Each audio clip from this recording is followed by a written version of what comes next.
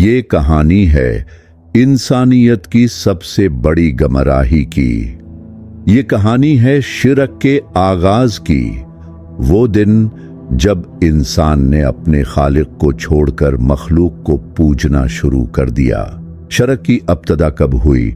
ये सफर हजारों साल पुराना है, जब इंसानों की एक कौम ने अल्लाह को छोड़कर अपने ही बनाए हुए बतों की इबादत शुरू कर दी। ये हजरत नूह का जमाना था। वो वक्त जब दुनिया में तौहीद का निजाम था, सब लोग सिर्फ अल्लाह को मानते थे।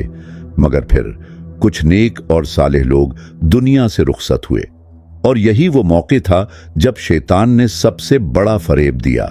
ये मुजस्मे यादगार के तौर पर बनाए गए थे, मगर वक्त गुजरता गया और फिर वो वक्त आया जब शैतान ने दिलों में वसवसा डाला, ये सिर्फ यादगार नहीं हैं, ये नेक लोग थे, अल्लाह के करीब थे, ये तुम्हारी दुआओं को अल्लाह तक पहुंचाएंगे।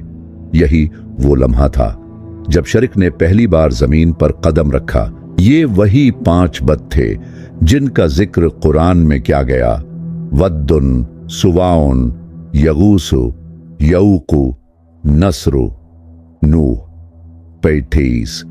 ये सब नेक लोगों के नाम पर बनाए गए थे, मगर शैतान ने उन्हें खुदा बना दिया। ये शिरक फिर रख न सका। ये आग एक कौम से दूसरी कौम तक पहुंचती गई। मिस्र में फिरौन ने खुद को खुदा कहलवा लिया। यूनान में जीवस और हरकुलिस जैसे देवताओं की पूजा शुरू हो गई। रोम में जुपिटर और मार्स की इबादत की जाने लगी। हिंदुस्तान में हजारों देवी देवता बना लिए गए।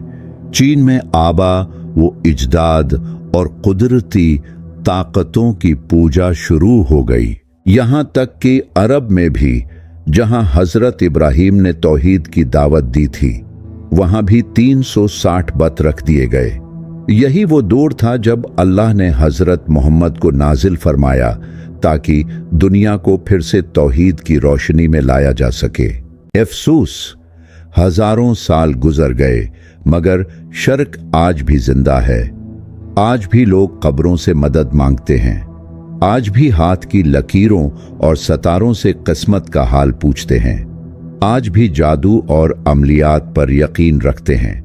आज भी बाज हुक्मरान खुद को ताकत का वाहिद जरिया समझते हैं। अल्लाह फरमाता है, बेशक अल्लाह शिरक को माफ नहीं करता और उसके अलावा जिसे चाहे माफ कर देता है। ये पैगाम अल्लाह का है, ये सबक तारीख का है। ये वक्त है सोचने का, लौट आने का। क्या हम फिर से इसी गलती को दोहराएंगे या तौहीद की रोशनी में वापस आएंगे?